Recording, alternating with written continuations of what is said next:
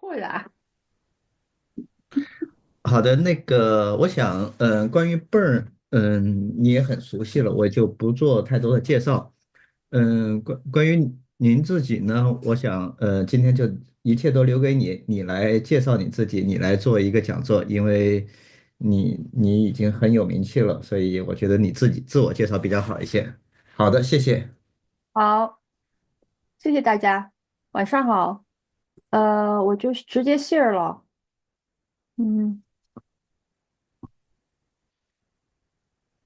，OK，go back to the first slide。OK，大家好，我叫韩文，我是在加州 Southern Medical Foundation 做内分泌医生，我是印第安纳University 那个 residency 毕业以后，在 Ohio State University 做的 fellow，一毕业以后就来到加州，一直在这里生活和工作。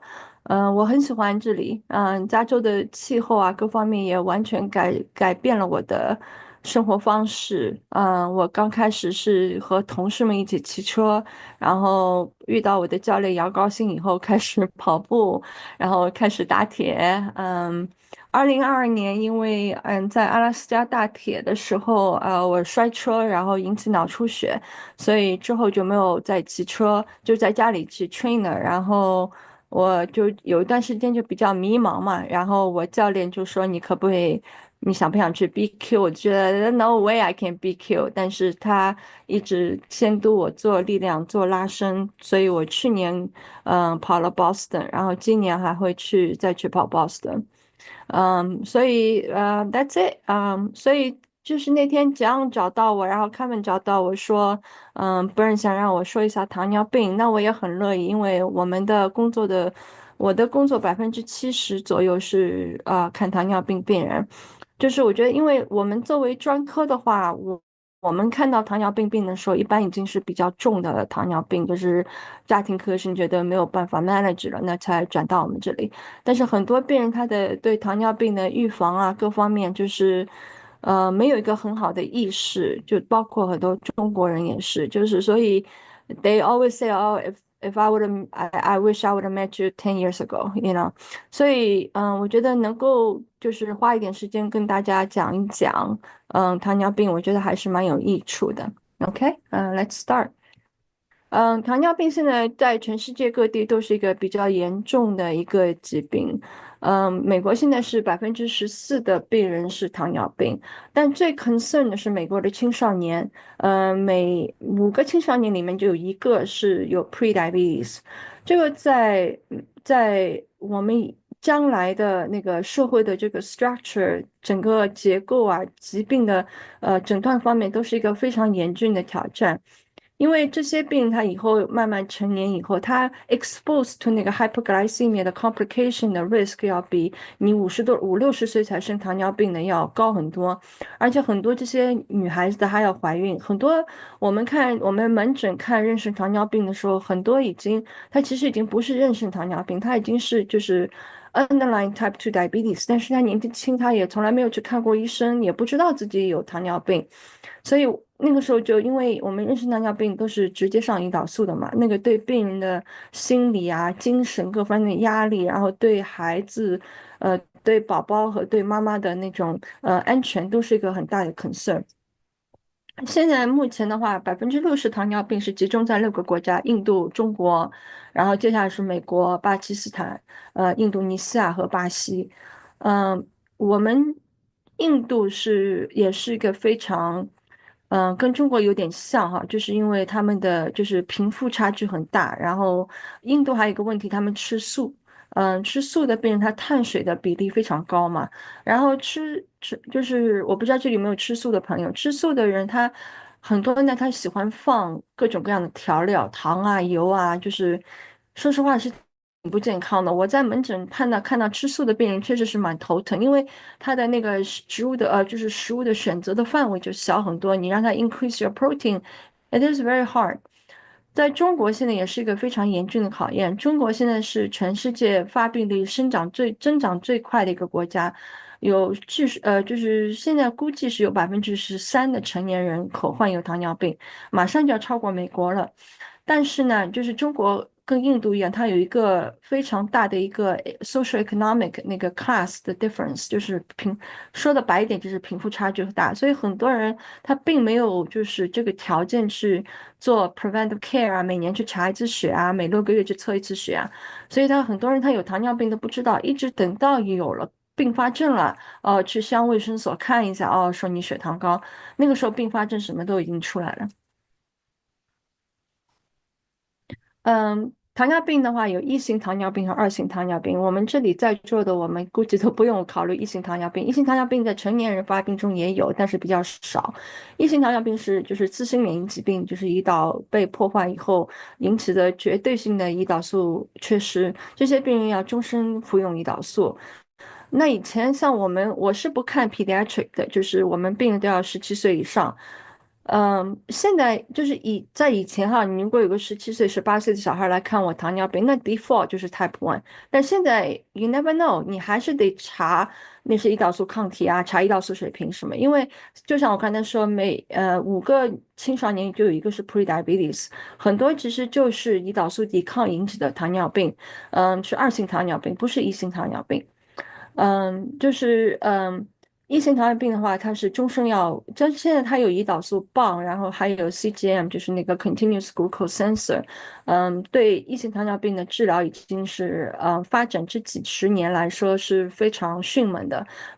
很多我的一型糖尿病病人，年轻的那些孩子，其实控制的都非常好，他们很多还搞 cross country 啊、cycling 啊那些。嗯，我最喜欢看的是我喜欢看汽车嘛，一个 Novo Nordisk 那个 team 就是丹麦的，它是全部是一型糖尿病的骑手，全世界各地的，然后在美国也会有比赛。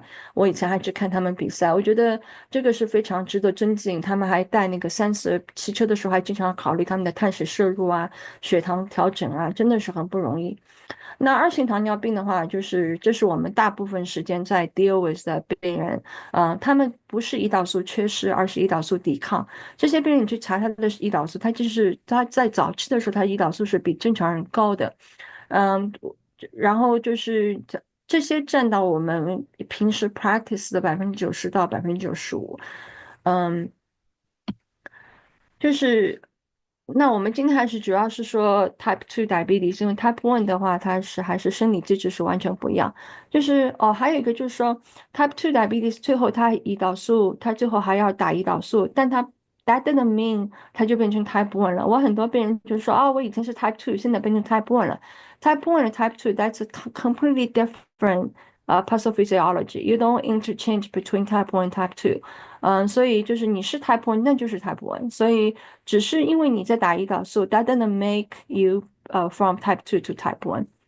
嗯，Type Two 的机制那就是胰岛素抵抗，然后胰岛素抵抗是发生在非常非常早的时候，很多时候我们是并不知道的，对吧？然后最早的时候就是你刚开始就这些病人我有些病人还是最先十几年前先来看我是低血糖。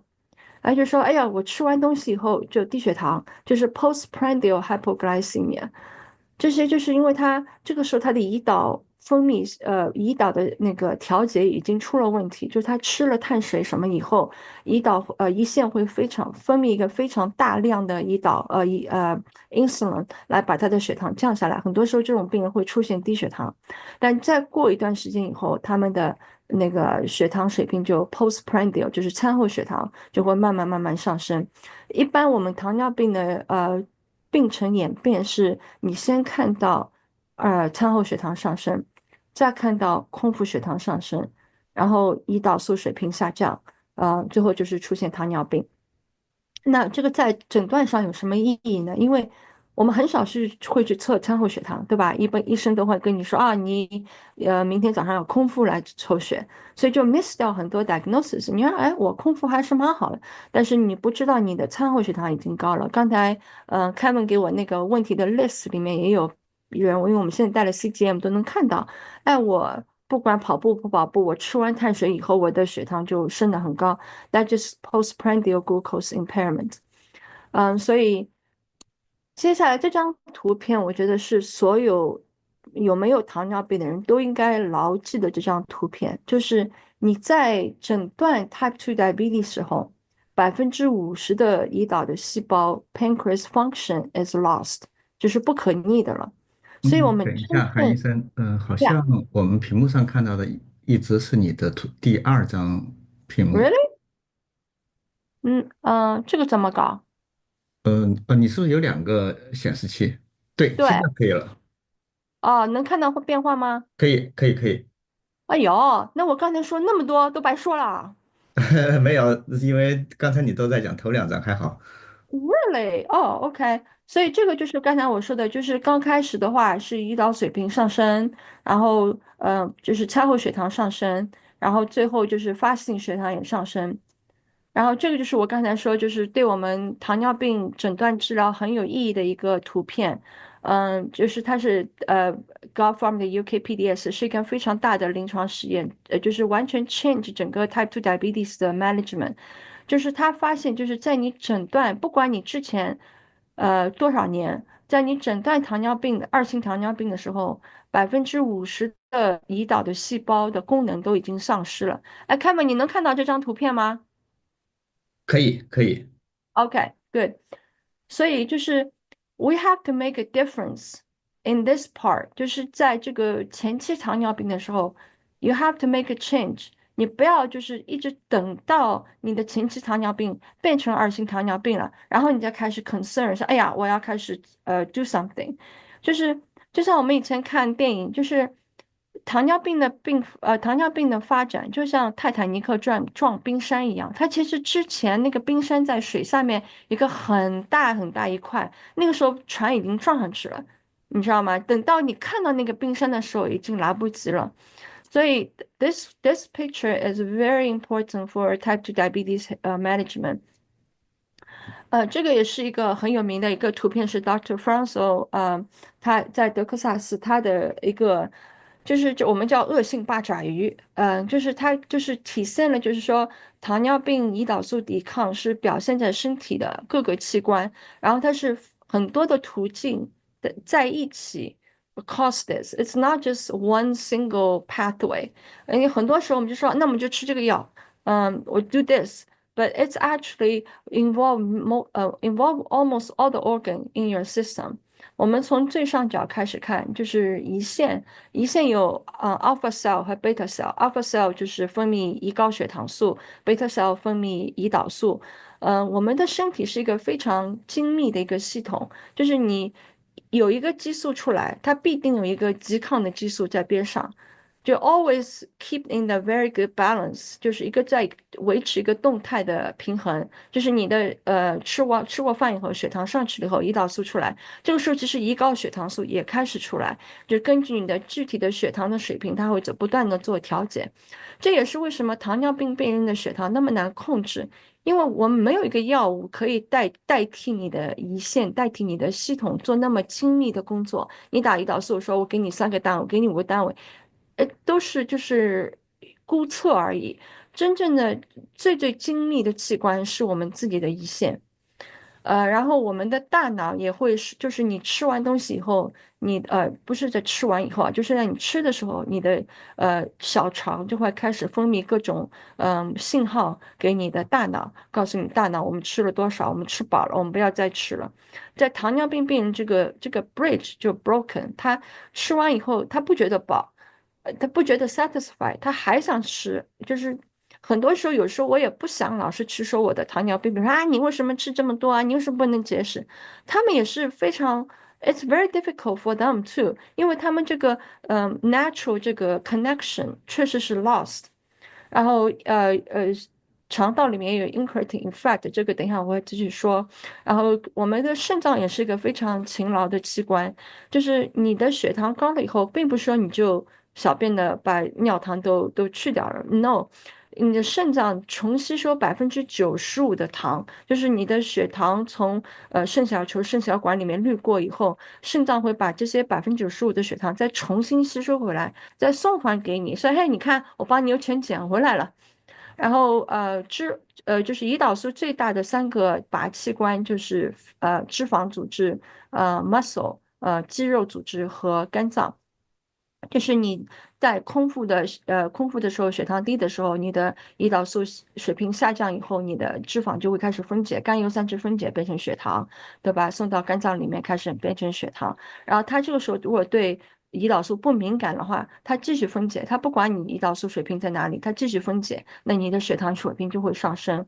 然后在肌肉外周组织利用那个血糖，因为我们肌肉其实是一个非常我们70%的血糖都是从肌肉里面 burn 掉的，所以你要想降血糖，就是要增肌，其他的都是假的。你吃药什么，you have to keep your muscle mass，因为肌肉是最大的利用你血糖的器官，所以在胰岛素抵抗的时候，你的肌肉不利用血糖，它不会 uptake the glucose。然后 liver 也是一个最大的 glucose producing organ，对，它通过糖异生啊、糖原分解啊，给你不断的提供血糖。然后你要是胰岛素抵抗的话，它就不听你的指示，就继续分泌。所以我很多病人就很 frustrated 的说，我晚上什么也没有吃，我早上血糖起来血糖还是很高，就是因为他那个肝脏和胰腺之间那个 connection 没有了，那个胰岛素抵抗让他的肝脏对胰岛素就不敏感。我们这里都是很 educated group. I know you guys already did all the，所以诊断方面，其实空腹我们已经很少用空腹来诊断，因为这个敏感性很差，很多时候都 miss 掉，然后变化也很大。我很多病人，包括我自己的同事啊，也是医生，会来说。哎呀，我下个月要去查血糖，所以我这个2个礼拜我好好吃饭，晚上不吃东西啊，要把空腹血糖弄得好一点。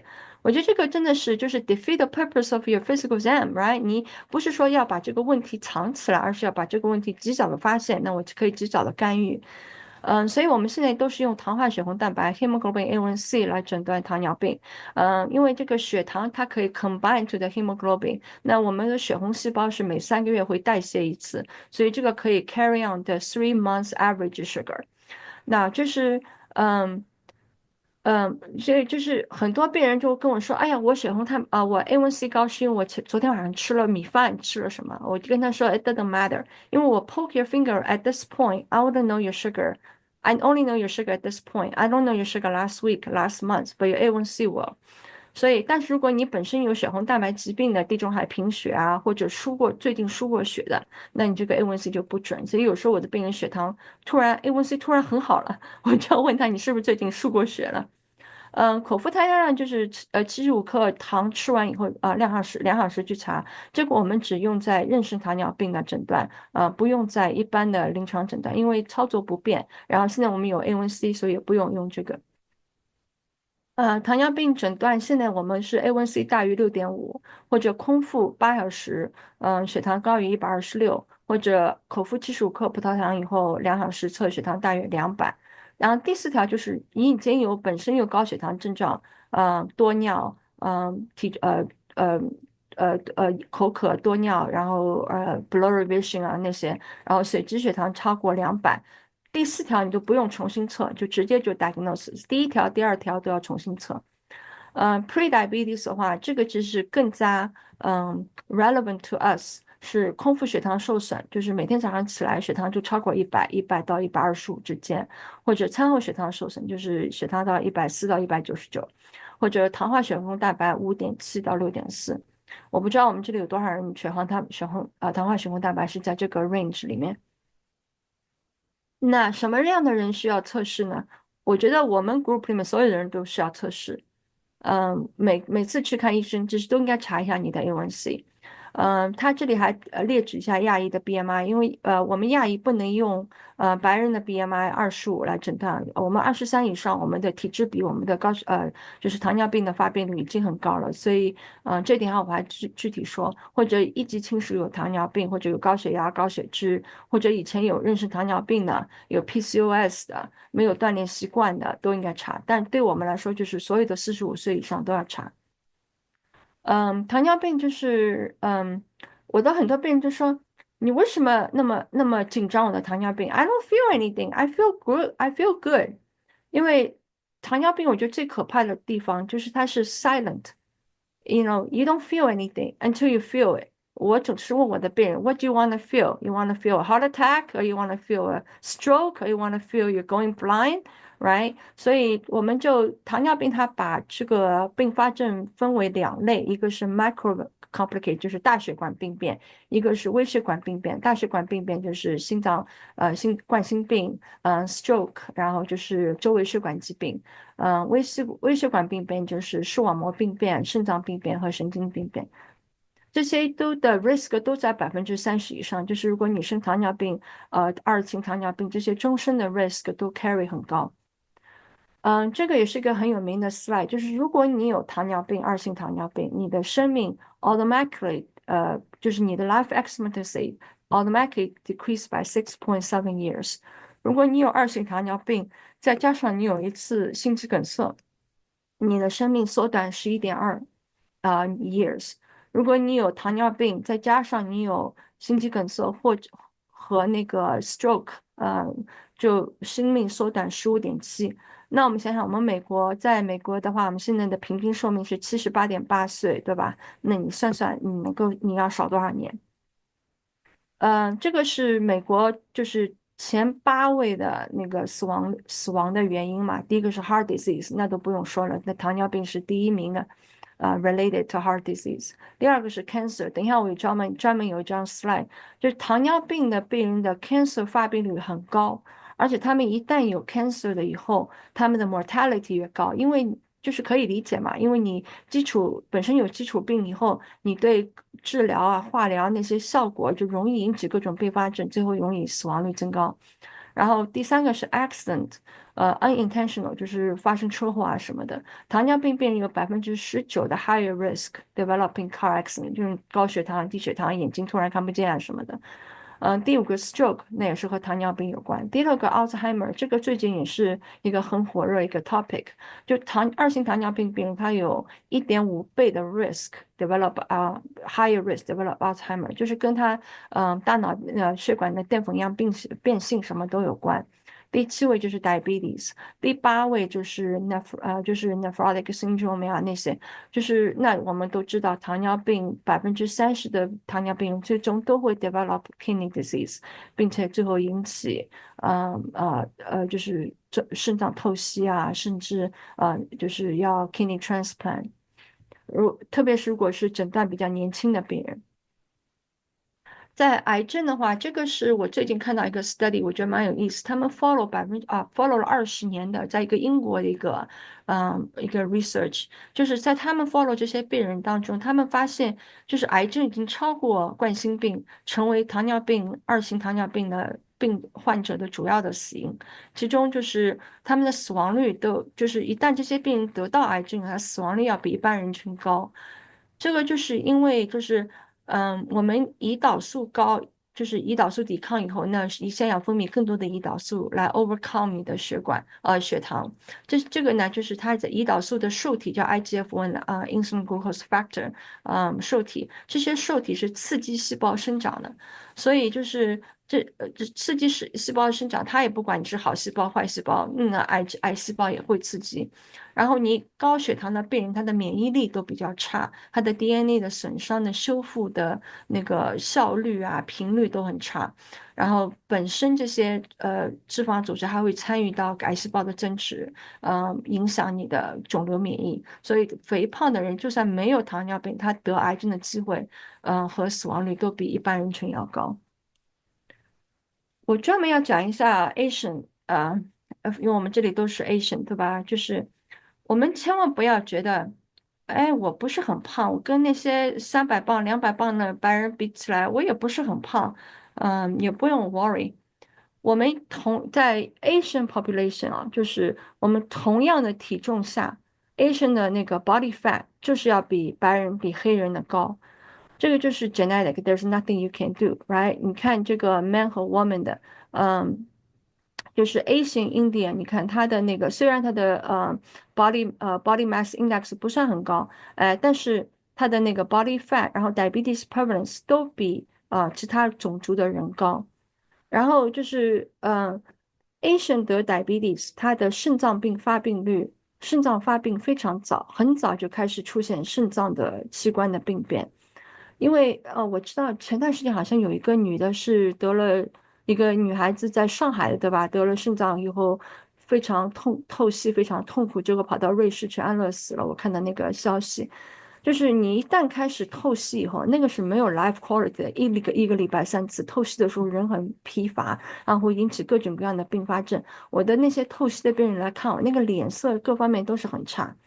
然后，就是我们亚洲人得糖尿病，嗯，Type 1比较少，Type 2比较多，但是我们的发病年龄要比其他种族的要年轻，而且发病比其他种族要迅速，就是非常快的，就 lost 的那个 insulin 的那个 cell 的 function。就我们刚才看那个5年、10年，对吧？他们5年就开始出现很明显的 insulin 的 function declining。所以就是，我们也知道，就是你的脏器的那个，就是你可以两个人 BMI 都是25或者都是23，但是你去做一个 CT 横断啊，你看那个肝脏啊、结肠周围的那些脂肪，就是那些脂肪 that dictate your cardiovascular risk，所以就是你的脏器脂肪越多，你的胰岛素的敏感性就越差。这个就是我想分享，这也不好意思，如果照片在上面，同学我跟你打个招呼啊，就是这个都是我们养高兴俱乐部的每年的减脂的同学，就是我们穿上衣服样子都很好的，再弄个美图秀秀啊什么，大家样子都很好。但是你看他脱了衣服，那个腹部的脂肪，你看，其实当然他是减脂以后，他的脂肪的好了很多哈。你看这个改变还是很明显。但是你看他刚来的时候，我不知道多少同学现在还 feel comfortable only wear sports bra in the gym 或者在你跑步的时候。对吧？就是大家都不想去面对了，也不想照镜子，不想看自己的肚子，但是肚子那个就是你的腰围，你的visceral fat，that's your high risk。这个也是一个UKPDS 的一个，就是你降一个百分点的 A1C 啊，你的那个 diabetes overall risk，然后你的心血管的疾病、你的 stroke 的疾病、你的微血管疾病都会大幅度下降。所以不要觉得，哎呀，我已经pre-diabetes 二型糖尿病了，whatever，就 it's never too late, it's never too early, it's never too little. Anything you do，你的身体以后会感谢你。这个是我非常喜欢的一个 slide，就是 DCCT 是他们 follow 一个 Type 1 diabetes 一个很 long term clinical trial，有 KPDS 就是我们刚才说的，就是他这些病人他想让你。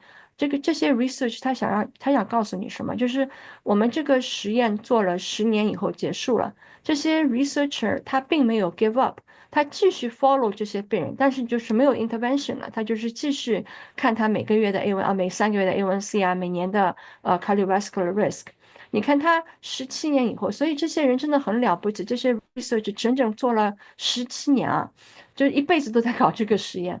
就他17年以后，他的 A1C 已经没有区别了，就是当时是 interventional，就是 intensive treat，就是很严格的控制你糖尿病，和没有很严格的控制糖尿病。最后他 A1C 大家都不 make difference，但是你看他很严格的控制过糖尿病的人，他的心血管发病几率还是比你的那个没有很严格控制的人要低。就是这已经是7年以后了，包括这个 UKPD 也是，他 follow 了五年以后，A1C 已经正常，但他的所有的 all endpoint still show the decrease。就是说，你10年前做的事情，你10年前非常 aggressive control your diabetes，10年以后，你的身体还是在感谢你。那我们很多问题大家都开始了，带了30了哈，就是以前我们没有的吧，都没有这个 concern，现在带了30了，那我们就是那就是到底多少，就是什么样的范围，对吧？我们血糖到底能控制在什么样范围？那我们现在就是说70到180，就是从空腹到餐后这个范围要尽量能够大于70%，然后高血糖小于25%。然后那个低血糖小于4%，这个是针对糖尿病的哈，不是针对就是我们正常人的，这个只是我对我二型糖尿病病人的要求。大家可以看，这是我从我病人的那个 data download 的。他们每次来，我都要 download 他们的那个 sensor 嘛。你看他 in target 才18%，41% above target，41% below target。当然，你去测他 A1C，哎，不错哈，6.5。我们因为对二型糖尿病，我们的 target of A1C 是小于7，我觉得是越低越好，就是在没有低血糖的前提下，A1C 越低越好。他这个病人的 A1C 不错的，6点几，low 7。那在 old days，we just don't know，we just say oh you're doing good，但是他其实他的血糖控制是非常差的，他在 in target range 很少，大部分都是要么很高，要么很低，就是常见的原因就是什么？吃了很多东西，然后哗就紧张嘛，然后就哗打一个很大剂量的胰岛素什么的，然后血糖一下掉下去，所以血糖一直是在那种悠悠的那种状态。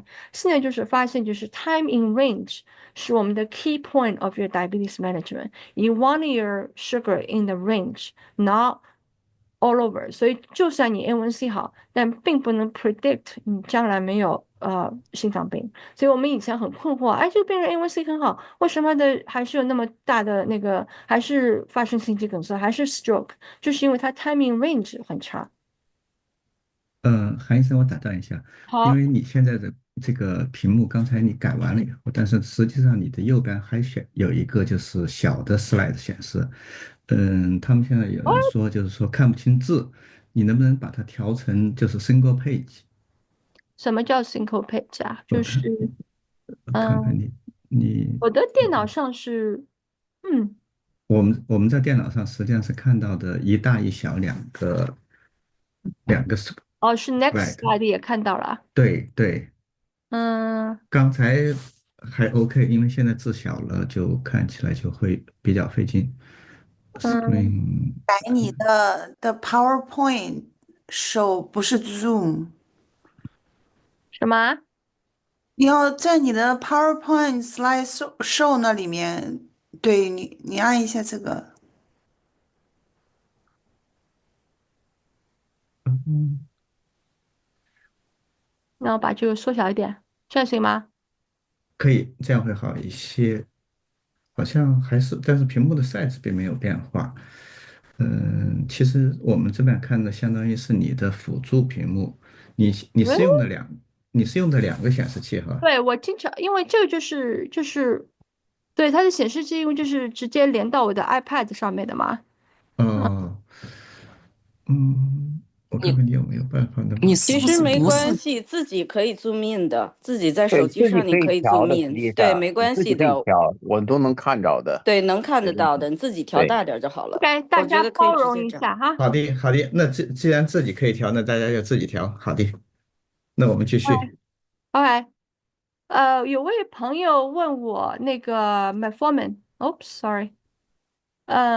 二甲双胍就是在西方的传统医学里面已经用了很多年了，17世纪就开始了。然后是什么啊？什么下面打出来什么东西啊？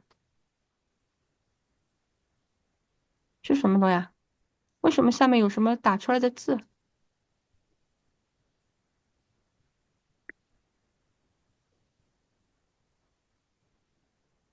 你把 Zoom 的 transcript 去掉。哪里可以去掉？你在 Zoom 那里click 那个 More 那里面看一下。这里面啊？你这个是你这个对你是 Zoom 的 你那 More。第五个按键，再按它一下，第五个按钮，这个啊？不是，从下边那一排第五个，那下边那么大，从那个笔，然后什么放大镜什么的，啊，第五个这个啊，啊，第五个不是第六个1、2、3、4、5，OK，啊，你点一下试试看，就这样了。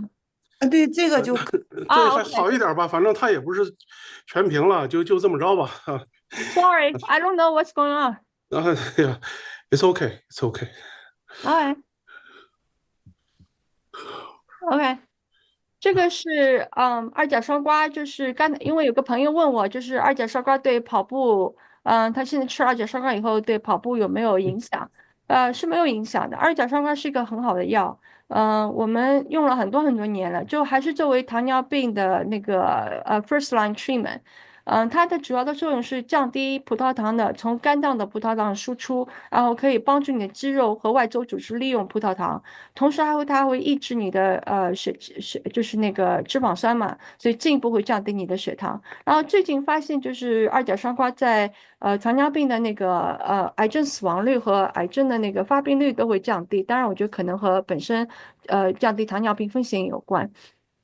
所以，二甲双胍就是唯一的那个反指针，就是 contraindication，就是如果你肾脏已经有很严重的肾脏疾病，就是 GFR 要小于25啊，就是一般的肾脏疾病都可以吃，而且二甲双胍是比较安全，我们很多的孕妇啊，然后病人有 PCOS 的啊然后一些有胰岛素抵抗的小孩儿都吃，所以我觉得这个没有什么 concern。如果觉得就是饮食已经控制的很好了，然后血糖空腹血糖早上还是高，然后餐后血糖还是高，我觉得可以吃一下二甲双胍。但是有的病人他可能有就是胃肠道的反应，所以我们要吃那个二甲双胍的 metformin 的那个 extended release，就是那个缓释片，对那个消化道的刺激比较小。这个是我觉得蛮有意思，因为我喜欢看那个药物的那些历史。这个是最近我们糖尿病历史上面两个很非常热门的药物，大家知道吗？一个是苹果树，一个是一个蜥蜴。大家知道我要说什么吗？嗯，就是这个是 Apple Tree，然后这个是 Gila Monster，在亚利桑那的，它一年只吃一次，所以我会后面会说到，就最近的新药嘛，就是 SGLT2，就是那个glucose，然后是 sodium glucose cotransporter inhibitor two，它是 Jardiance，然后呢，GLP-1就是我们现在非常火热的 Ozempic，然后GLP-1和 GIP 的 combination 就是 Mounjaro 是 Eli Lilly，这三个药现在是我们糖尿病的非常热门的药。我们先讲一下那个 SGLT2，就像我刚才在前面就说过，就是我们的肾脏，我们在血糖高的时候，肾脏反而会重吸收更多的糖送回去。那我们要告诉肾脏说，你不要把那些糖给我，我不要那些糖，OK？所以这个药呢，它可以在近端小管，就是抑制那个 transporter，就不让那个血糖被重新吸收回来。所以你每天就是你每次去屁的时候就把那个糖给屁掉了，所以就是引起你的血糖降低。而且这个药它因为它不影响你的胰岛素分泌嘛，所以不会引起低血糖，所以也是一个就是对如果有很多低血糖风险的病人来说，也是一个很好的药。嗯，所以这个和苹果树什么关系？就是因为刚开始的时候，他们是17几几年的时候，好像是法国会化学家他们从苹果树里面分离的这种药物叫 fluorosin，就是他那个时候他以为是可以治疗黄热病啊那些传染病的，后来他们发现，哎，吃了这个药以后，他的那个尿糖就会增高，他们就用这个药来研究就是肾小管的那种病理机制嘛，就是这个肾小管怎么 work，然后后来到最近几十年，他们才开始想，既然可以把小便中的糖给增多，那么可以用来治疗糖尿病。That's how they started。后来就是在 EMPA-REG，就是那个非常大的一个这个study，他们 follow 这个 SGLT2 以后，发现他们能够降低心力衰竭和降低就是肾脏病的发展。所以现在很多就是心脏病医生和肾脏病医生，哪怕病人没有糖尿病，他们都给病人吃这个药。我爸爸也有那个心力衰竭，所以他也在吃这个药。然后很有意思一点就是，我最近看到他说他会增强肾脏的 EPO 的分泌，EPO 大家都知道对吧？就是促血红细胞生成素，嗯。这个就是 doping 啊，就是他治疗6个月，他的那个 hematocrit 就是那个红细胞容积从42.1升到45，我觉得好像现在运动联会好像还没有人来反对用这个药哈，我觉得大家可以去用这个药来让自己 EPO 升高一点。这个因为我们现在打 EPO 什么都是被禁止了，对吧？但是还没有人说到这个药。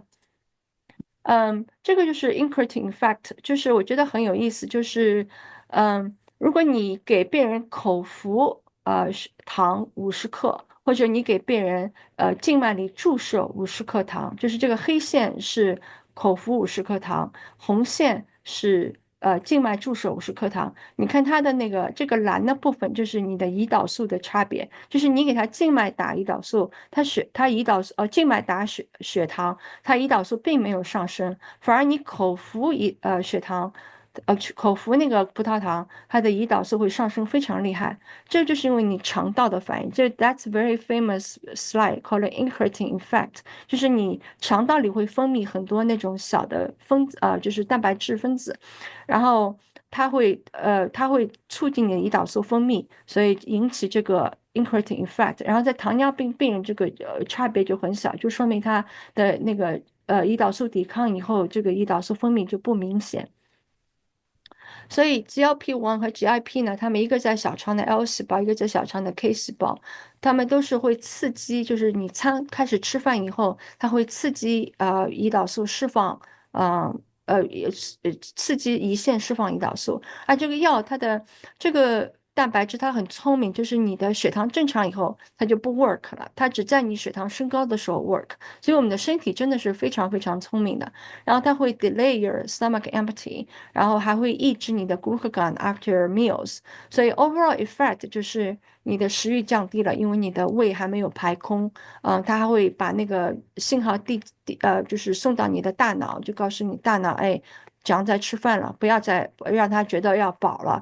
然后呢，就是餐后血糖也会降低，所以现在然后最热门的现在是发现他们对贝塔细胞的贝塔 cell 的还有保护和增殖和重生的功能，因为我们都知道，就是最后很多二型糖尿病都要打胰岛素，为什么？因为他们的贝塔 cell 都受损，都死了。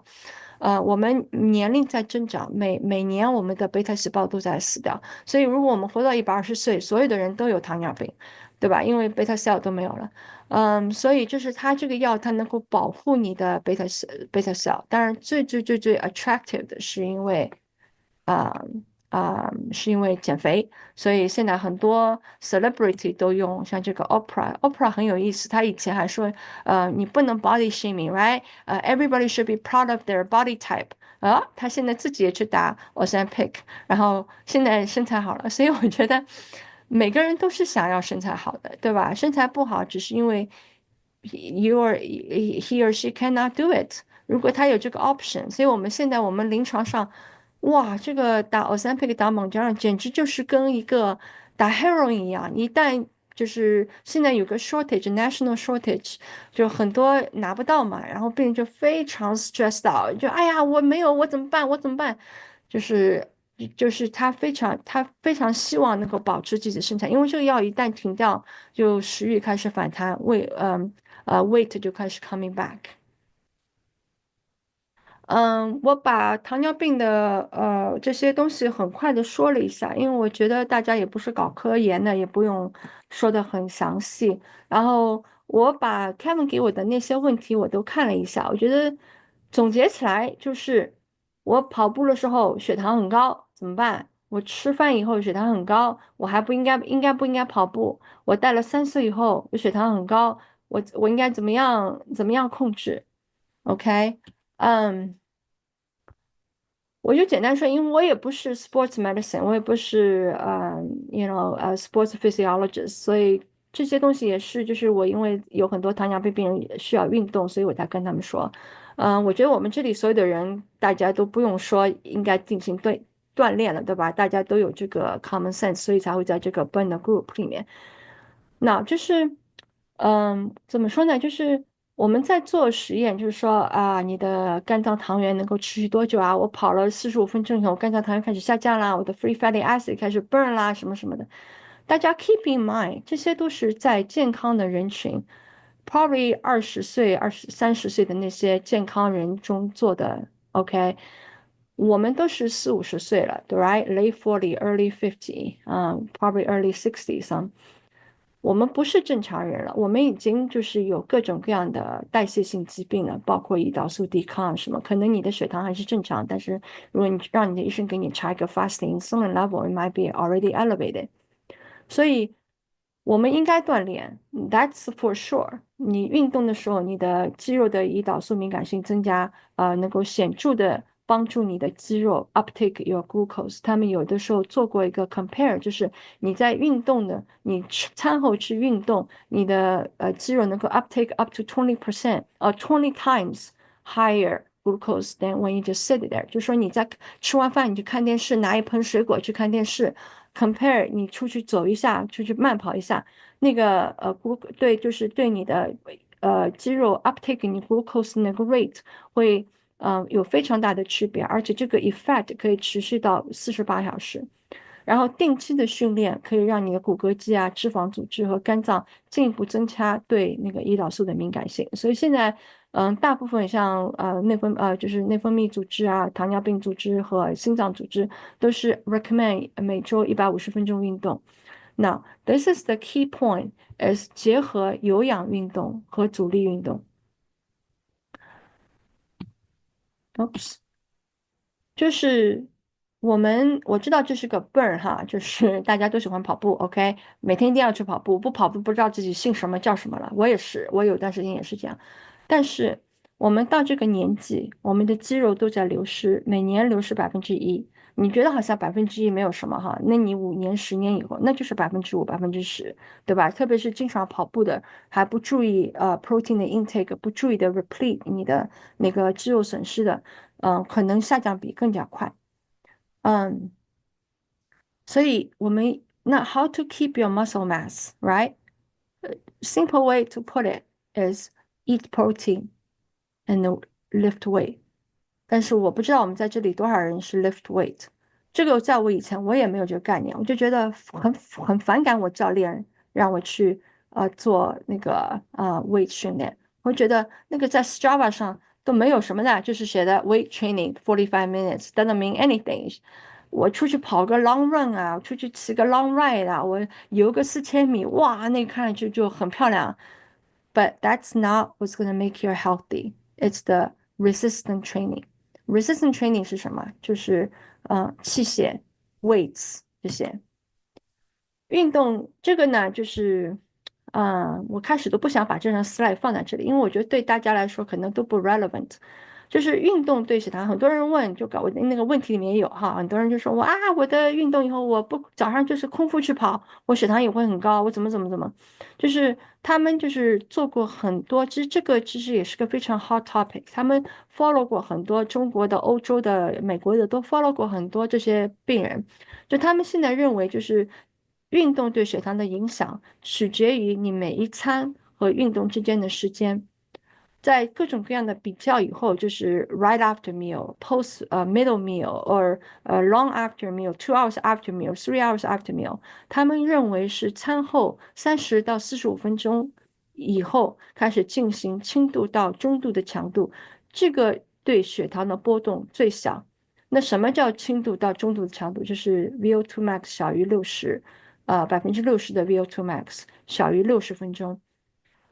这个时候的胰岛素下降不明显，因为胰岛素一旦下降以后，你的怎么样了？你肝脏就要开始糖医生开始给你 produce glucose，你的脂肪就要开始分解，然后你的血糖就是要开始在血液中积累，这个时候肌肉还没有开始 uptake，所以就是这个一旦就是过了那个峰值以后，你的血糖就开始往上升了，所以他们认为应该是较低强度30到40分钟以后。然后他们有比较过，就是高强度的训练和低强度的训练，50%的VO2 max，它60分钟运动时间血糖没有上升，但是你用70%的 VO2 max，血糖20分钟以后就开始上升了，而且所以他们 recommend 就是你运动强度高的时候，运动时间应该相应缩短。而且就是说，他们觉得高强度的训练对空腹血糖、A1C 和 HDL 并没有显著改变。对，它会对我们的 performance，对我们的 VO2 max 吧，一看哇，又涨上去了，是开心啊，马拉松时间又增长了呀。但是它对你的 long term 的 health effect 是没有的。OK，然后他们觉得阻力训练就是你一定要耐力训练和阻力训练联合起来，而不要光做耐力训练。OK，对你的血糖更能够控制。每周他们 recommend3次阻力训练。我就是觉得哈，这我开始说 off topic，也不是 off topic，就是大家其实我在 burn 的 group 里面，我也不是说就是非常 close follow up 大家哈，但是我也认识很多 burn 的 group，大家就是想要 BQ 啊，BQ 了以后还有破三啊，怎么样，对吧？但是我觉得我们在不同的年纪应该有不同的 stage，应该有不同的 goal。如果你已经有胰岛素抵抗了，你已经有 prediabetes 了，你应该坐下来好好的考虑一下，我是不是应该还去搞这种高强度的跑步？像我今天我刚跑完19迈，但是因为我带那个 sensor 嘛，我的血糖没有一个明显的波动。但是如果你跑步的时候血糖会冲到200，你 whatever，我看那个问题里面有人说我的糖耐量啊，就是碳水耐受很差，我一吃完血糖就升得很高，而且 last for 2 to 3 hours，那就是你的身体已经开始有问题了。那我们怎么样 adjust to it？No, we don't listen to it。你就告诉我你应该吃什么碳水啊，应该怎么样加碳，应该吃什么样的 gel。我觉得 Burn 这个是最擅长的，就是每隔多少分钟吃个 gel，吃个盐丸啊，什么什么，这个你们都是专家，都不用我来说了。但是我可以负责的告诉你，这个对你的前期糖尿病的治疗是没有好处的。It will not slow down your progress from pre-diabetes to type 2 diabetes，对吧？你要是想要继续跑，你一定要增加你的肌肉量。我看到有2个朋友说，我的 body fat 12%、14%，我想再降2个百分点，55岁。我就觉得，当然每个人的追求不一样哈，每个人都有自己的梦想的 dream body 啊什么。我就很想知道他的 muscle mass，that's what the key，对吧？你最后，我教练经常说，就杨高兴，他经常说，最后取决于你下半生幸福的，不是你墙上有多少块奖牌啊，你打了多少次铁，你破了多少次三，哎，对吧？是你的肌肉量，是你早上起来这里痛那里痛，是你有糖尿病并发症。That's what really dictates your life quality at the end, right？所以当然你可以说，I don't care my life quality，我5年10年我跑不动了，我一瘸一拐了，我不跑了，That's it，that's my end of my life。那我 respect that，我有看到这样的人，就是一瘸一拐他也要跑完马拉松。But you have to ask yourself what you really want。我去年跑了10个马拉松，但而且就是没有任何伤痛，knock on wood。但是我很注重的，就是我教练很注重的，就是要做肌肉训练。我们一周3次核心，一次核心，一次上肢，一次下肢，每次1个小时，经常还会脱课什么的。我觉得这个是保证了我的血糖正常，保证了我没有伤没有痛。这个真的是我的肺腑之言，就是大家不要每天就去跑，除了跑步什么都不干，只能躺平，每天还要 roller 呀，还要 stretch 啊，这个那个，you have to do stretching，特别是在我们这个年龄。这个是保证你能跑得长、跑得快，能够保证你的运动寿命。嗯，这个是我就是我教练给我做的照片。我2017年参加的嘛，然后那时候132磅，然后2024年去年就是减脂完以后，他给我拍了照片，138磅。就你可以看，就是我跟我的病人说我有140几磅，他们都不敢相信，他们的140几磅走出来，跟我就是完全是2个 body type，对吧？这个就是肌肉决定的你的 body type。所以那位同学说我的减脂啊，我的脂肪比是11%、12%，这个是很低很低了，你的雌激素都没有了，对吧？可能因为你的年龄，你也不觉得 whatever 了，但是真正的健康不是说你的脂肪有多低，而是你的肌肉有多高，这个是我觉得是最关键的。我们一定要做肌肉训练。I don't care，you go to personal trainer，你当然就是我们从来没有做过，还是要请个教练帮我们看一下我们的动作啊什么的。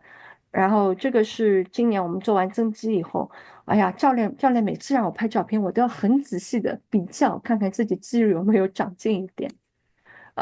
然后我觉得对我们来说，我觉得哈，每个人都不同，但是我觉得对我们来说，最大的欢乐是你能够每年在圣诞树前举起我的小孩儿，我的小孩儿那个时候3岁，现在是14岁、13岁，就是我和他都越来越 fit，and now make me really happy，对吧？当然我知道马拉松也是个 goal，我那个时候就是2022年，打铁就是失利，因为脑出血，就是没有继续以后，我也是啊，我觉得自己就不能，我不能打铁，我都不能姓韩，不能叫文了，我就觉得 I lost my identity。就很多朋友跟我说，他膝盖跑坏了也要接着跑啊，脚踝很痛还要接着跑，就是 run through the pain，how tough you are。但是最后其实真正我们对吧？我们的生活质量什么是决定我们的血糖、血脂、血压这些。然后还有一点就是，本人的朋友不要批评我哈，我今天要把我以前想的一些事情说出来。就是我经常看到 Burn 就是跑之前哇聚餐，跑完之后哇聚餐还喝酒，这个我是非常反对的。就基普乔格嘛，我是很喜欢他的一个长跑运动员，大家都知道嘛，这里都是跑马拉松的。他说我的马拉松庆祝在我跨过终点线的那一刻就结束了，他从来不去参加那些庆功宴啊、喝酒啊、聚餐啊什么的。很多时候我们觉得，哎呀，我都跑了马拉松了，我吃那么多东西有什么关系？No, it's not the same thing。你跑完以后，你就应该干什么？应该大量补水，对吧？应该吃很好的蛋白质。但是我们 burn，我们不跑，包括不是 burn 了，就是所有的group 都是这样。跑完以后，哇，大家坐下来吃啊，就是各种各样的碳水，各种各样的 whatever，然后还喝酒。酒是一个对我们的身体非常不好的东西，我是非常反对喝酒。就是以前还说什么晚上喝半杯红酒对身体有好处什么，现在就是所有的数据都证明，there's no safe level alcohol。OK，你但凡喝酒就是对身体不好的。所以那些其实都是对自己的自我安慰，说哎我喝点酒怎么样，其实喝酒对身体是非常不好。OK，然后就是跑步，就是之前大吃大喝，跑完之后大吃大喝，其实对身体都是非常不好。这个时候你就要想，你带个3次，你去看一下你的血糖会有多少，对吧？这个都是我的肺腑之言，可能很多人会 take offense，就觉得，你来批评我们的啊，我们的聚会啊，我们的 lifestyle 什么。但是你去看一下我们身边，我不知道男生哈，但我们女生还是很注意 body type。你去看看我们的身边跑马的女生，有几个是走出来说身材是很 fit，就是那种 muscle group 那种嗯 tightness，对吧？都是要穿个小背心，要把肚子遮一遮啊，不就是，you know，you guys know what I mean，OK？所以这就是我要说的了，其他也没有什么要说的了。非常谢谢韩医生，这个我觉得，嗯，在给贝儿的所有讲座里面吧，这个至少我个人的感觉就是说听到现在再想想自己的 lifestyle，觉得有点触目惊心，觉得还是很有感触。而且你的时间把握的非常好，正好是1个小时。我不知道哦，真的啊，我你现在，都没有看。对，1分钟不差，跟你跑步一样。OK, good。所以，我也想问一下，就是说，一般，因为这次讲座之前我也跟大家说了，把问题先提前收上来，也许没有时间做 Q&A，我不知道你还有几分钟，是可不可以，接受个5分钟、10分钟左右的 question？可以，我其实之前都已经说过了，就是嗯嗯，OK，二甲双胍，就是在那个 chat 里面的问题，对吗？你是要我回答这些问题吗？嗯，对，可以，里面可以，有一些问题。对对对，chat 里有一我可以，些问题，我可以就 go over 那些。好的，那个陆瑞说二甲双胍可以减肥吗？二甲双胍是 weight neutral，可以轻度减肥，但是效果不会很好。如果要减肥的话，还是应该从饮食上做起。OK，二甲双胍不是用来减肥的。跑步是不是阻力运动？不是，跑步是耐力运动。阻力运动就是你要有当然可以用 body weight，但是我们一般要用器械，要举重啊，要到健身房用那些器械什么，就是要对你的肌肉造成一个阻力。阻力运动是力量训练吗？对，它是力量训练的一种。力量训练有耐力训练啊，有各种各样的训练。阻力运动是耐力训练一种。跑完后要补碳水，当然要补啦，要 replete your glycogen，right？就是 glycogen 也是很有意思，glycogen 的那个 storage 也是可以 train 的，对吧？就是，很多时候我们叫运动有天花板嘛，有些那些 pro，因为我喜欢看汽车嘛，那些 pro 啊，骑2个小时，功率500瓦，我骑300瓦几秒钟我就不行了，他们的那个 liver 能够 store 非常 high 的 glycogen，然后他们吃进去东西能够非常 efficient 变成 glycogen，我们就不行，对吧？这个就是没有办法 genetic 天花板，所以但是我们能够做到的就是我们运动前，对吧？特别是比赛之前要吃很好的碳水，white carb 不要吃那些 complex carb，就是要尽量的尽快释放。就是因为我以前是搞 Ironman 的，所以我们的对碳水要求更高。马拉松其实还好啦，你们跑了快乐3个小时就跑完了，其实还就是要求还不是那么大，但千万不要跑之前去吃，哎呀下馆子大油大腻的那些东西，那个对碳水吸收，因为你一旦有 fat 以后，它会延缓那个肠道的蠕动，所以你碳水就吸收不进去，所以这个也是很不好。推荐血糖仪，你是说扎手指的血糖仪吗？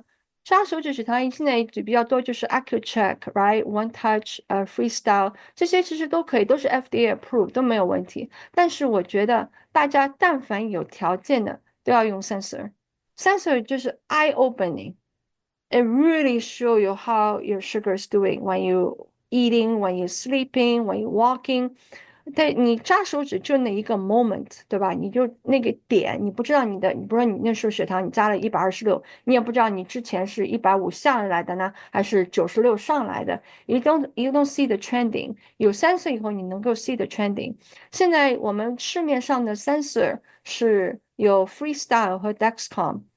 这两个都很好。Dexcom 因为我们用在很多胰岛素棒上面，所以它的准确性我觉得可能更高。Freestyle 它虽然说它的出来的年报是 Freestyle 的sensitivity 也很好，但是可能我觉得还是 Dexcom 更加精准一点。但是而且现在 Dexcom 出来有那个 over the counter 叫 Stelo，就你不用医生的处方，就自己去买，好像是68块钱一个，一个是可以带2个礼拜。但是我觉得如果burn 的人很多都很有钱的，对吧？去买2个带一段时间，you will really learn a lot about your body。跑步前吃早饭好，还是跑完吃早饭好？这个同学刚才没有听到我，哦，是 Jasmine，嗨，你好，没有听到我刚才最后那个 slide。我们现在一般认为是，餐后30到45分钟以后去运动，对血糖的波动影响最小。muscle mass 那是越多越好啊。我觉得我们 burn 的 group 都不用担心自己 muscle group 太多，对吧？嗯，我不知道具体的 muscle mass 我们这里怎么算哈，但是我觉得就是前段时间我看到有一篇报道，就是他们测那个小腿围，就是可以测你的肌肉量，就是那些人就是admit 到医院里面的或者到老人院，他们 follow 那个病人的 mortality。就是小腿围粗的病人，他的 mortality 要比小腿围细的人要低很多。就是肌肉是能够保护你、延长你的寿命，就是特别是在最后，就是你进了医院啦、进了老人院啦，那个 life quality，肌肉量真的是我们的宝，我们一定要保持我们的肌肉量。力量训练可以靠自己的 body weight 吗？比如 abs 深蹲可以啊，但是你 abs 能够做多少个？你深蹲能够做多少个？就像说我们跑步一样，你今天跑个5K，3个月、4个月以后，你的5K 就 it's not a challenge anymore. Today your workout might be tomorrow, next month your warm up. 所以最后你要做力量训练，最后肯定是要上重量的，这个是没有办法，而且重量一点点再往上加。有的病人跟我说，我就拿个5磅的小哑铃，每天早上举100下，那是没有用的。weight training 一定要 progressively getting harder and harder，刺激你的肌肉。我们的身体是非常 efficient，非常聪明的，他就觉得，哎，这5磅的肌肉力量好像够了，不用再长了，and that's it。怎么了？然后所以我们的肌肉，你要刺激肌肉，你就要不断的就是给它加压，给它不断的刺激。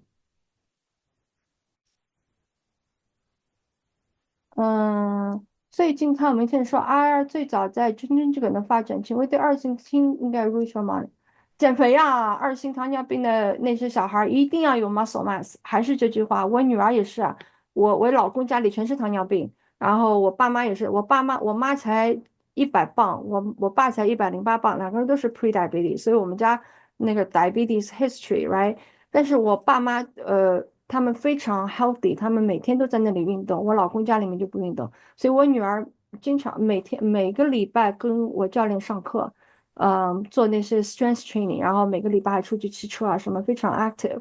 这个没有办法，就是increase your muscle mass，increase your peripheral glucose uptake，然后降低你的肝糖原的生成。对吧？就是减少你的糖分的摄入。我们年轻的很多小孩，我们就很难嘛，你也不能老是让他吃，你不要吃冰淇淋啊，不要老是跟在他屁股后面说。但是这个其实是一个 key point，is decrease the processed sugar, increase the physical activity.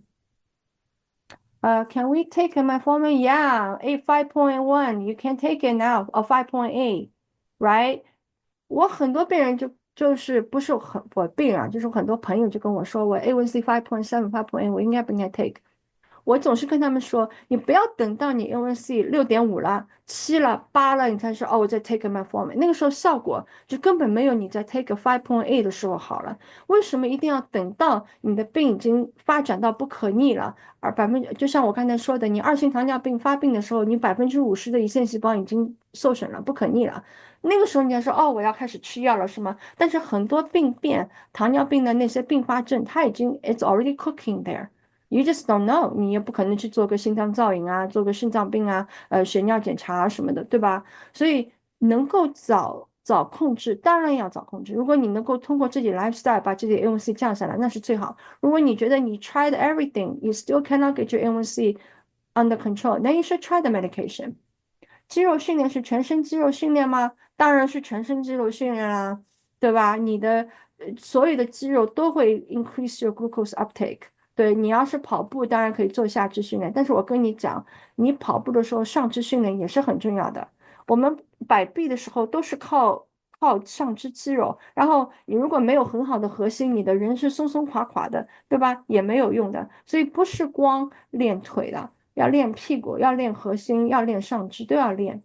引体向上、平板深蹲属于，对，都属于。但就像我刚才说的，你要 progressively loading yourself，你最后肯定是要上重量的。正常情况下，吃完碳水后高峰到多少？180。但是我们现在就是你一吃完嘛，就是其实餐后血糖这个事情是很 complicated，就是包括你吃了多少脂肪，对吧？你哪怕吃一模一样的碳水，你如果加了多了脂肪，你的血糖都会不一样，因为脂肪会延缓你的肠道的吸收。我们现在就是我们的 guideline 就是你吃饭2小时以后，血糖要能够降到140以下。你吃完以后血糖一下子升上去，但是很快能够降下来，that's okay。但是如果你吃完2小时以后，你血糖还没有降到140以下，你有餐后血糖受损。你现在还在打铁吗？是不是年纪大了打铁不好？我看到一种说法，年纪大了什么都不好，跑马也不好，对吧？刚才我已经说了，跑马对你的生化指标没有任何帮助，只会让你的血糖越来越高。打铁也是，打铁还是跑马的3倍的时间。嗯，我觉得最好的是每天45分钟的运动，来阻力加上耐力，that's perfect。但是这里的人，很多人都是有个梦想啊，要去 BQ 啊，要6大满贯啊，现在是7大满贯了，马上要8大满贯了，对吧？这个每个人的追求不一样，所以我也不想说哪个不好，哪个好，好吗？但是最好的就是你要做耐力的话，你一定要做阻抗训练。建议增肌蛋白粉吗？建议啊。大家对蛋白粉千万不要有那种，哎呀，这个人在嗑药那种感觉。OK，你们去看过像我吃那个 whey protein 嘛，就是 Costco 买的那种，它就是乳清蛋白呀。就是牛奶的提取物呀。我们每天喝牛奶能够喝进多少？很多我们年纪大了还乳糖不耐受，对吧？嗯，那你运动完以后喝一杯那个蛋白粉冲的水，我觉得还蛮好喝的，对吧？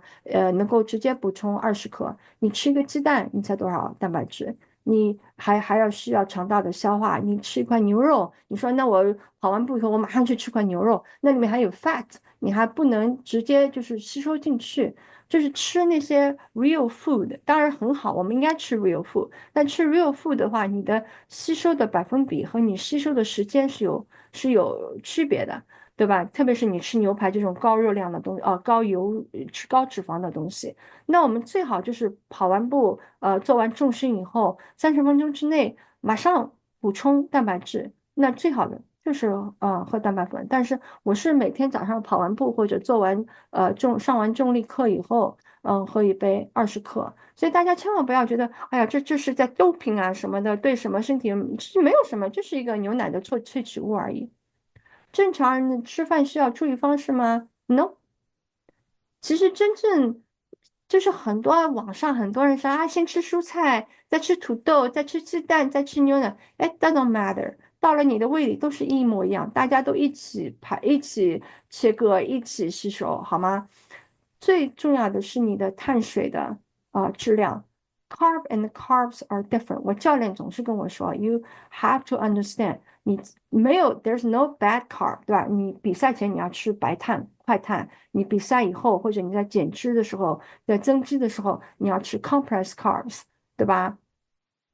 嗯，所以千万不要去纠结在这些 minor 的事情上面，什么我应该吃这个 gel versus 那个 gel，这个吃每25分钟吃个 gel，或者先吃蔬菜吃肉这些，those are small thing. The big thing is your carb amount control, your quality of your carb, your quality of your protein。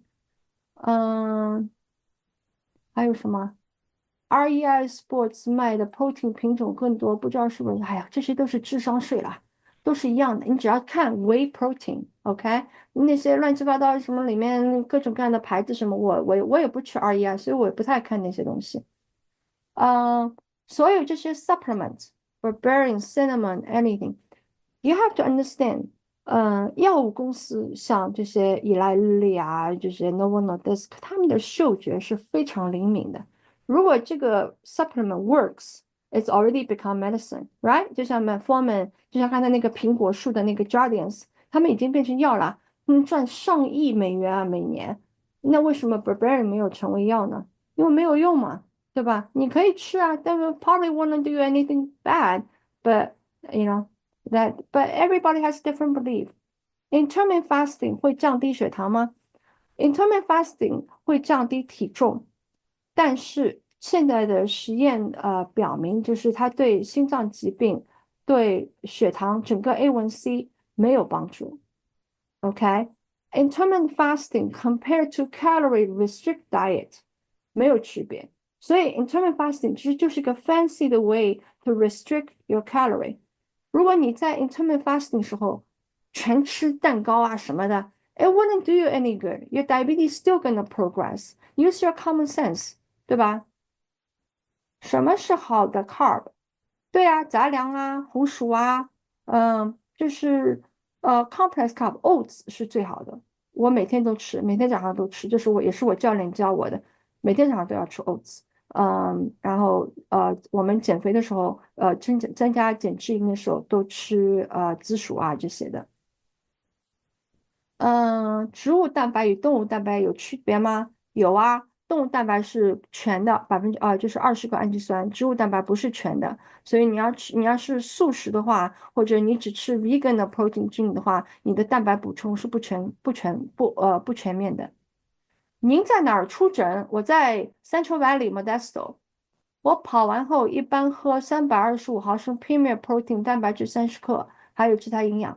这个和蛋白就是没有差别啊，也就是 protein intake。I really，就像我的病人打胰岛素嘛，他问我哪个胰岛素好，哪个胰岛素不好什么，I told them it doesn't make any difference to me，right？It's the substance that make the difference。如果你吃了含蛋白质35克， 30克，that's a good amount。那你觉得吃的挺好的，你也喜欢那个口味，那就继续吃，没有必要吃说这个味道好，我换这个。就像我们吃鸡肉一样，都是大同小异，对吧？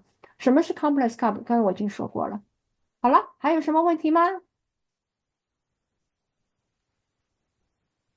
潘医生你好，这个感谢啊，你今天讲的很好。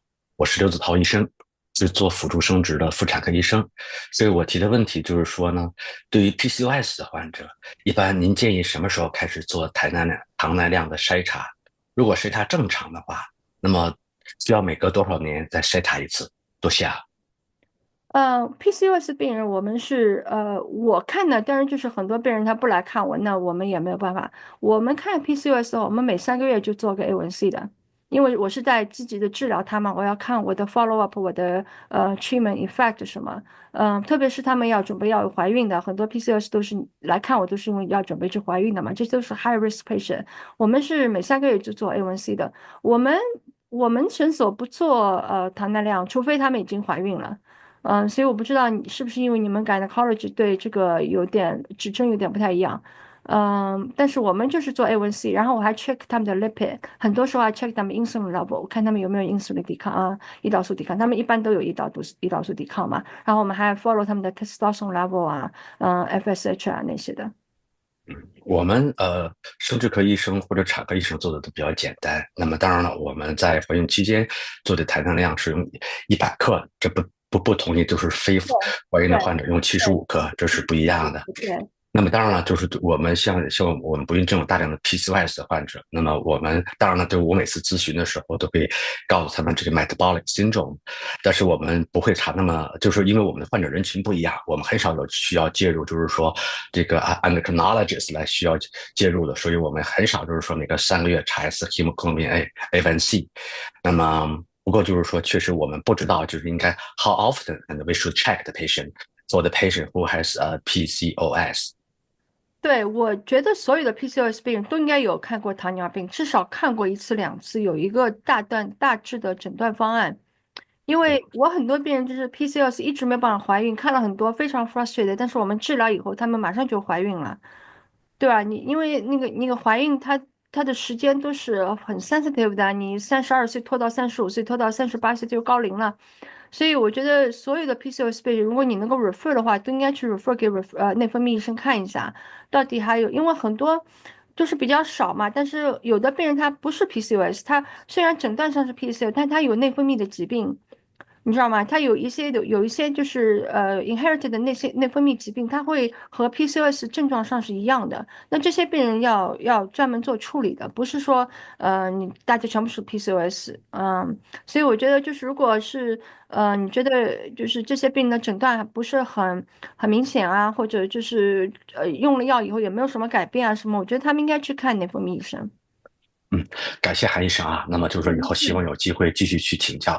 我只补充一下，那么我最近看到 FDA 发的一篇报告说呢，就是服用有6个他们查了6个植物based 的protein supplement，认为它里面的铅含量很高，但是很遗憾呢，他们并没有公布这6个品牌是什么。呀，我也看到，就是他们都是植物的蛋白嘛，因为植对，物的蛋白我觉得是 highly processed，因为它要通过很多 process 来拿出这些植物的东西嘛，所以我觉得喝 whey protein 就是它是直接从牛奶里面提取，我觉得可能会好一点。当然，如果你真的对这些 supplements 有很大的 concern，那你就要每天非常 delicate to your protein intake。我总是觉得，如果你不算你的卡路里，不算你的macronutrients，任何的这些饮食和锻炼，那都是耍流氓。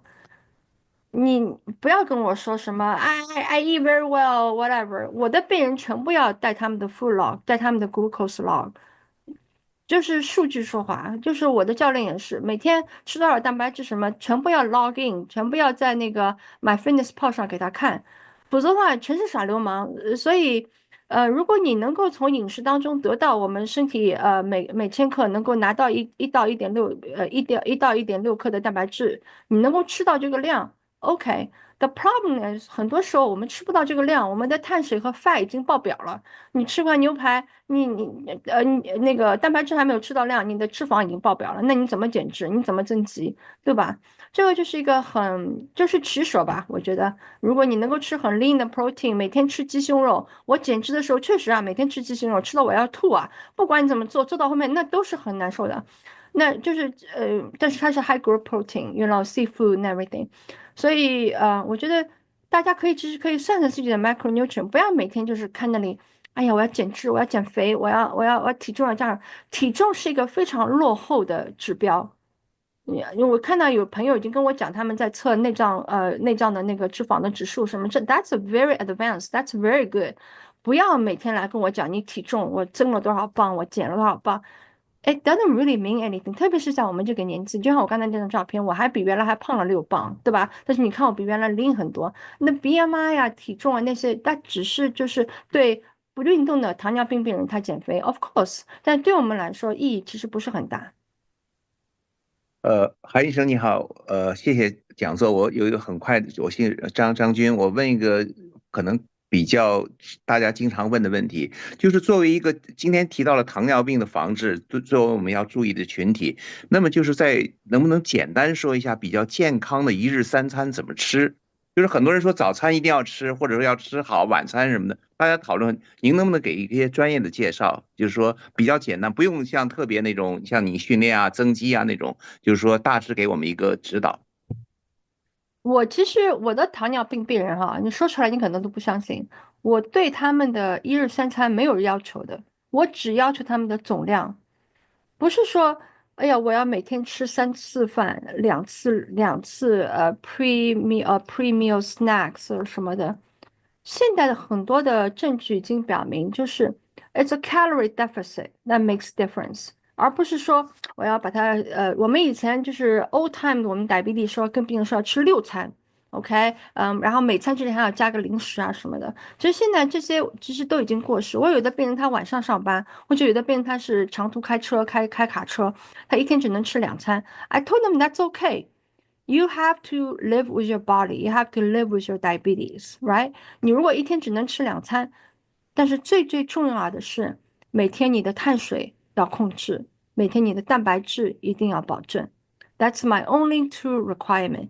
所以，对啊，你可以早上有些人说我早上我喜欢出去空腹跑步，我不喜欢吃早饭，That's fine。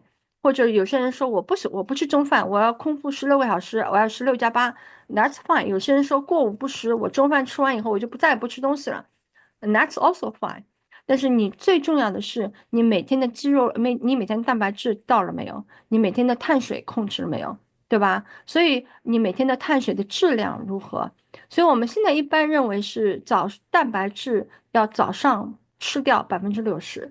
Nobody can do it。我知道我是做不到，我早上就喜欢吃面包，我跑步之前就喜欢吃一片面包加花生酱，我被我教练骂了好多年了，但是我就是喜欢这么吃，right？